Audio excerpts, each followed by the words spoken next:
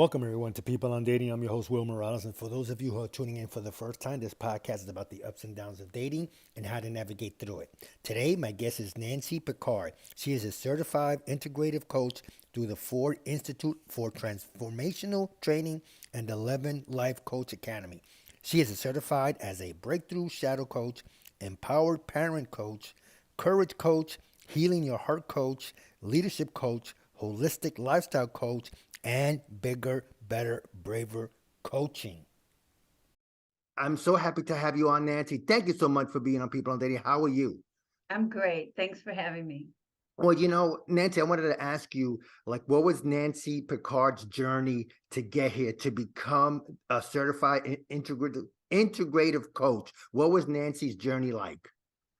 How far back do you want me to go? You can go back I've as far lived as a you big want. life. Well, so I was married for 26 years and living in New Jersey, happily married, and I owned a personal training gym. Okay. So I was already working with people, listening to their problems, but I was working on them from the outside, not the inside. Right.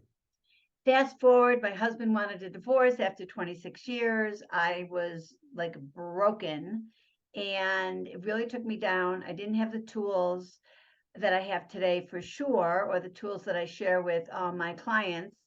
But I went on, I was dating, I was trying to fix that picture, and I ended up in another serious relationship and engaged and living. Now I was living in Aspen, Colorado. And when that relationship fell apart, I thought, there is something the universe is trying to tell me, and I do not want to be here a third time. I need to figure out myself. It can't just be that I have like a broken picker, and let me just see, let me learn more about me and do all the work before I get back out there again. So I actually hired a coach, a Healing Your Heart coach, which was my first certification. And I decided in that moment that I also wanted to become one. And so that was 11, I don't know, maybe even 12 years ago. I got coached for a year.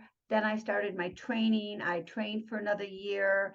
And I mean, there's probably 5 certifications that you haven't even named that I keep getting more and more certifications because it gives me more and more tools for my toolbox. That And makes then I sense. wrote a book, and that actually really helped me. It was a how-to step by step so that people who can't afford a coach could still be live a bigger, better, braver life, because it's a step by step how to do it. And now I'm in relationship and marriage therapeutic coaching certification with Terry Real, who I think is just the most amazing person in the world for relationships. And that brings me to where I am today. Wow, that's some journey. And today's topic is how to bounce back from a breakup. I think most of us, if not all of us, been through it. And one of the questions I wanted to ask you, Nancy, is it possible that after a breakup, is it that we need the closure to move on? Um, is it such that the breakup was so bad, whether it was, I hate to say, any type of abuse or whatever, or maybe it was emotional abuse or whatever it could be, is it tough to move forward if we don't get that closure? It seems that closure is always necessary in some cases. In your coaching and your life experience, is that what you've heard and what you've seen? Actually, what I train people to do is become the observer of what happened and get out of being the victim. We co-create our relationships, even if all we do is attract somebody into our life that attracts from our wounds and our triggers. And even if that's the only thing that we co-created that. So usually you fit with somebody where your wounds and their wounds trigger each other, which if you do your inner work, you can grow from that and learn from that and not have to get out of the relationship. But in terms of closure, in my mind, you shouldn't move on until you recognize your role in the last relationship and what the gifts were in that last relationship and what did you lose, and then grieve what you've really lost, because it is a loss. But we don't have to be the victim in our story. It's the victim in our story that keeps us sad and angry and grieving. It's more about, and also like the future that, you're not getting, that you thought you were getting, or that you were building with this person. So yes, you need closure, but it's actually inner work that you need. It's Mm. seeing how you showed up, what were the wounds, why did you get triggered, what are the characteristics in the other person that triggered you, so you can own those back, so you don't have to meet another person who has. The thing is, if you don't do inner work on yourself, you're just going to attract another person with these same issues, because Wow. they're coming to you to heal the things that you need healing with. If you don't do the work and heal from them, you're going to get another person with the same stuff. Wow. I never heard it put that way, where, we have to work on ourselves, think about, wounds that might be triggered. Uh, the key is what you said, is the inner work. Um, and I went through that, Nancy, where I had a breakup, and it wasn't even the part of the woman not being emotional available. I did the inner work because I saw the red flags at the beginning, and I ignored them, because I there was something about this woman that I really liked and cared about, but I ignored the red flags. Is that something that in your coaching you see, that people ignore the red flags, or they're We thinking with, all ignore them. We all ignore them okay, so we're because, thinking with our head instead of our hearts, or vice versa? well, you're definitely thinking with the body part, but I'm not so sure it's your head. Um, Okay. what happens is that you meet somebody, and your the the vision of them is not even, you're not really 3D. It's partly who you think they could be. It's the endorphins. It's like it's like feelings without knowledge. And then you get knowledge, and then eventually you start to see the things that you don't really like about them. But in the beginning, it's feelings without knowledge. And we all get hooked up on that. And we red flags are red flags. The first thought that you have about why this may not work is probably the thing that will make it not work. Now, with that being said, I also think that if you look for what's wrong in a person or a relationship, the only thing I can tell you for sure is that you will find it. If you look for what's right, it changes your whole attitude, your outlook, gratitude, and a lot of times we sabotage a relationship by looking for what's wrong, because we want to protect our heart and we don't want to get hurt. So what we really do is ruin the chance of opening our heart and actually having a relationship. So, people will say, I want to be in a relationship. But if you say to them, but what are you really experiencing? Well, I'm experiencing, bottom feeding, and because I think I'm not worthy, and then I attract men who aren't worthy either, and it doesn't work. Or what I experience is finding something wrong with them before they can find something wrong with me, or keeping my heart closed. Well, if those are the things that you're experiencing, then that's the thing you're more committed to than the thing you say you are, which is, I want to be in a relationship. So you have to actually clear out what you really are committed to so that you can get it. Wow. So are we setting expectations too high for that other person, or even for ourselves? Do we always expect more from our partner or ourselves, or do we set the limits so high that if somebody doesn't meet them, all of a sudden I'm like, oh man, like you said, it's like um feeling without knowledge, because if you're dating someone after 30 days, 40 days, 50 days, should there be an expectation after 90 days, 120 days, or that's just too I out think the there? first, yeah, I think the first 6 months, people send in the representative. They Mm. send in the person that they think you want them to be and that they hope they could be. But after 6 months, they can't really hold on to that.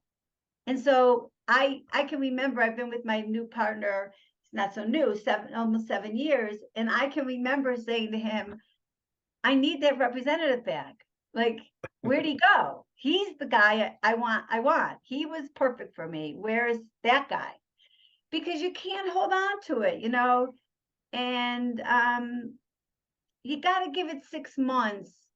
Let things settle in, let the hormones settle down, really get to know the person, and then you're in a better position to see what's real and what's not, and what's not just your fantasy of them, but they're actually not showing up as who they are. So there's a fantasy all the way around, and there's the fantasy of being in love. And I wouldn't actually say our expectations are too high. I would say that there's a lot going on in the beginning, that the adrenaline, the endorphins, everything makes it seem better than it is, really. So, wow. 6 months. It's funny because if I would have had this advice 3 or 4 years ago, believe me, I would have definitely seen the red flags. Is it possible that as a man, I'll talk about myself or anybody or any other guy, and I'm not putting this on the woman. Do we get complacent as a man that, we got the woman that we wanted to be with, we're happy, that first 30, 60 days we're exciting, we're joking around, we keeping it lively, but then day 61, 70, whatever, okay, now I'm with her, now I could relax. Now I could, Yeah, yeah. So do you see in your coaching and in your readings and in your writings, I see it in do we my life. screw up? Yeah, you sitting there, See do it we in screw my up life. as men? I'm a woman. I can tell you this. I see this in my life. And I'm not going to say that women don't change, but I think historically men get lazy. And if they don't have a woman who sets healthy boundaries and is very clear about what she wants and what she doesn't want, what she will and will not tolerate, what's acceptable for her. If she's clear, a man can't get lazy. But if the woman is very, my needs don't matter, I go along to get along, I'm a people pleaser. If that's that woman, the man won't know that he's not measuring up. And then that's the kind of woman that will end up dumping the guy, Right. Wow. because she didn't get what she wanted or needed, but she never asked for what she wanted or needed. So we So need communication right from the get-go. it's all about communication. Yeah. And it's all about each partner making themselves a priority, not the other person. I will come into a relationship making myself the priority, making sure that my needs are met, and making sure that I hold myself in warm regard with all of my flaws and all of my amazing attributes, everything. I hold myself in warm regard, and I know my own self worth. And then I want to cherish and hold my partner in warm regard. And I want to help him get his needs met, but not over my needs. I will Wow. negotiate, I will balance, but I am a woman who knows what she needs. And I set really healthy boundaries, and I ask for what I need. There's not one man I've dated, and I've dated a lot of men, who didn't know where they stood every second of the day. Wow. So are we setting too much expectations on the other person to make us happy when you said Yes, we gotta make our own needs met? We gotta yes, make ourselves happy. So again, in your daily life and in your coaching, are we relying on the other person to make us happy? And that's an unfair event, unfair yes. to them. It's an unfair expectation. Yeah. Number one. Number two, you also have love avoidance and love addicted people, and they unfortunately get attracted to each other. Right. So if a love addict pushes in too much, the love avoidant feels like they're suffocating and they pull back. So you actually have to read the room and you have to know what you are. But love avoidance and codependence, they usually think that somebody else will make them feel loved. Somebody else will make them feel worthy. Somebody else will take care of them. And so unless you do your inner work, which is what I coach people to do, to take care of yourself, parent yourself, love yourself, be self-referenced and stop being other referenced. So your self-worth should not be dependent on how somebody else sees you. It should be on how you see you. Right. Wow. I like what you said a little bit just a few seconds ago about reading the room, or, I'll say for me, read your partner, get to know them, get to communicate. And the thing, we're talking with Nancy Pickard. Nancy, I really feel what you're saying about get to know someone. Men get lazy. It all that I think contributes to us as guys as failing, maybe failing at relationships if we don't really keep up with the, I hate to say the standards of a woman, but the standards of the relationship. Does that make sense? Yes, and unfortunately for men, historically, it's been a very patriarchal political society. Mhm. So that men and men's attributes are glorified and women's attributes are, so it's like one up and one down. Right. And women are taught early in life that their voice doesn't matter or their needs don't matter or they have to please others to be safe or to be loved. Men, by the age of 4, have already learned not to share their emotions, not to know their emotions, and they model the grandiose behaviors from the men generations before. And Right. so what's happening today is that men, and not so much today, let's go back to like the 40 and 50 and 60-year-old and 70-year-old men. Right. Those are the men who are having trouble in relationships because the women want more from them than they were taught to have. Wow. So the women want a guy who's going to share his feelings and share responsibilities and be same as, not one up or one down.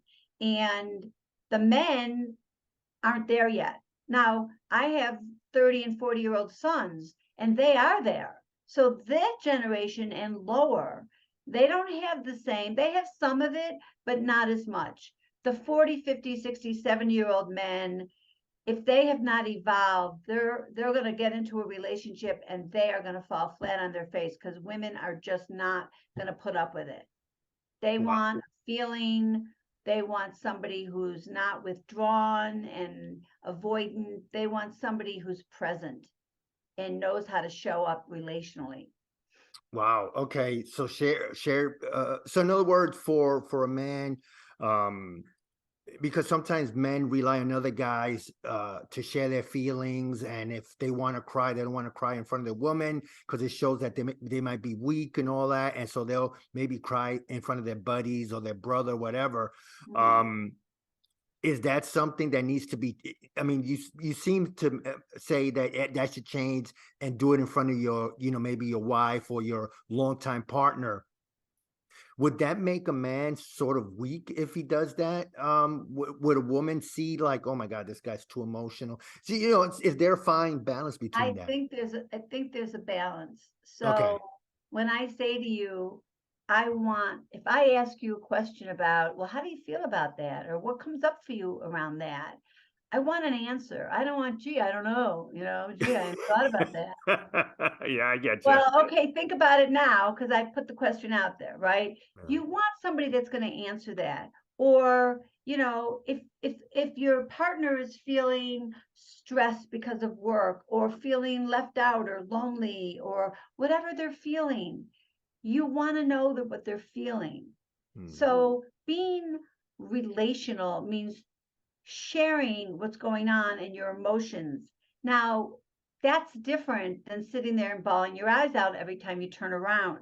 Right. So I have to say, and it's a bias, I could get in trouble for saying this, I don't love like a big crying guy. Like if I'm in a movie and he's bawling his eyes out and I'm not even crying, I'm like looking over thinking, really?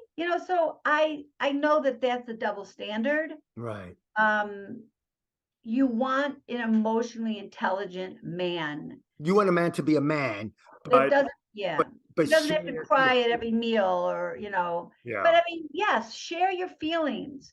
Let your emotions, all your emotions are, should be safe and should be, shown. And so I'm not saying you could never cry, but I have met one or two like big criers and, I don't yeah. know, Yeah, personally, you don't even have to go further. I know, yeah, I I know, know, I could I tell. know. Yeah, yeah, yeah, yeah. But Yeah, the opposite is true. I do not want a withdrawn man. I do not want a man that can't share his feelings and doesn't know his feelings and right, can't express them and is so conflict avoidant that they don't tell you what's going on, just like I described earlier. You can have a man that doesn't tell you that it's not working, and the next thing you know, he's gone because it's not working. And right, he's conflict avoidant, so he didn't share his true feelings or his true needs. And then so that doesn't work. You need to express what's going on. right, right, right. No, Be willing like, to take, yeah, no, like, and yeah, I get what you say. Yeah, I'm sorry. Go ahead, Nancy. Please finish. no, you need to be willing. Like I do couples counseling now, and I can have a man who is lying to his wife, which is the most intimate thing you can possibly do. It's the opposite of being relational. And they do it because they're afraid of upsetting her or they're afraid of her reaction. Nothing is worse than being caught in a lie. Yeah, So always tell the truth and be willing to upset your partner right. or start it with your partner. Listen, I've got something I want to say that I'm feeling that I don't know how you're going to respond, but you know, could you just listen and recognize that this is just my interpretation or these are just my feelings and I don't even need you to react. I just want to share what's going on. Right. No, I definitely agree 100% for us guys, for most guys, man up, tell your partner what's going on, how you feeling. You don't need to bawl out, but at least just express that you're angry or things are not, you're not, things in your relationship are not being met. So Nancy, first of all, I want to thank you so much for being on People and Dating. My God, I could talk to you for another 2, 3 hours. Um, so going forward, uh, one of the ways to bounce back from breakup, like you said, is get to know yourself. Don't bring that next relationship or your next you to the next relationship.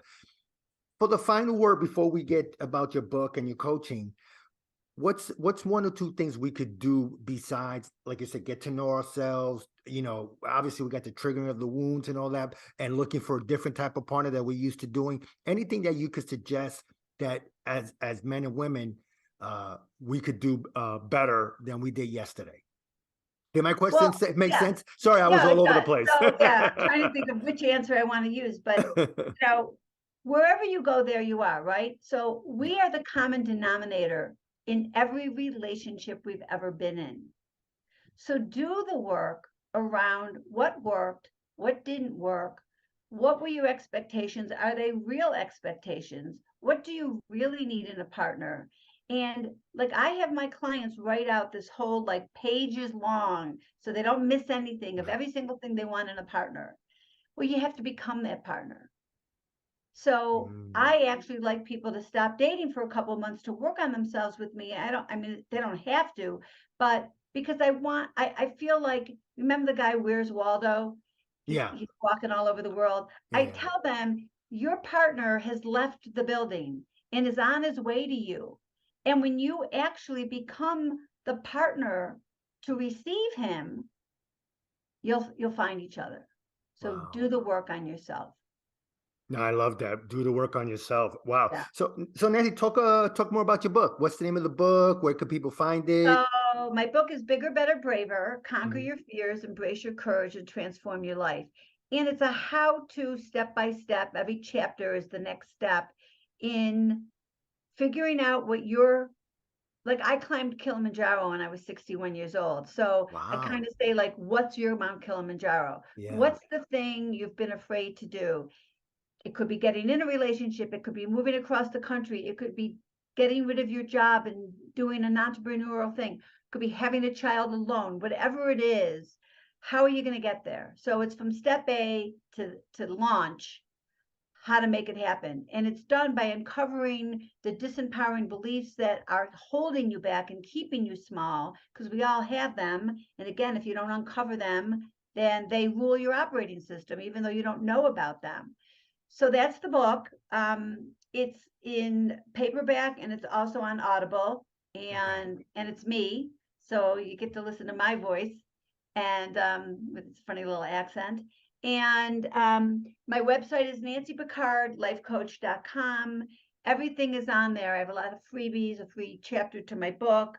I'm a boundary coach. I'm a reinvention coach. I'm now doing the therapeutic relationship work, and I am starting a 12-week course on Zoom. It's at 7 o'clock. Let's see, it's at 4 Pacific, 5 Mountain, and then 6 Central and 7. And it's once a week. It's on Zoom for 70 minutes, Okay. and it's called The New Relationship Blueprint. And it's everything we've talked about. It's for people who are either in a relationship and it's not working and they want to clean it up, or it's for people who are not in a relationship and it's about, you're the common denominator. Let's do the inner work. We do it in a group. And then what's the new paradigm? Like I'm with a partner and we live in 2 states and we're together 80% of the time and 20% we're not. Right. That works for us. So what's the paradigm that would work for you? Not everybody's going to get married, especially as you get older. And what do you want and what does it look like and how do you get your needs met? So I'm offering $100 off on my course, but it starts February 7th. I've given you a link, so that'll Yes. be in your show notes. Yes, And definitely. if you follow me on Instagram or Facebook at Nancy Pickard Life Coach, all the links to this course and a lot of information and reels about it, you can find it all there. Yeah, no, I'll definitely put it on the show notes. I'll put it on my Instagram page, Facebook page. Yeah, I'll definitely do that. Right. And tell us that website one more time. NancyPickardLifeCoach.com. All right, sounds good. Well, again, Nancy, I could have talked to you probably another 2-3 hours. First of all, I appreciate you taking time out of your busy schedule to be on People on Dating. And my God, I had a great time talking to you. Thank you so much.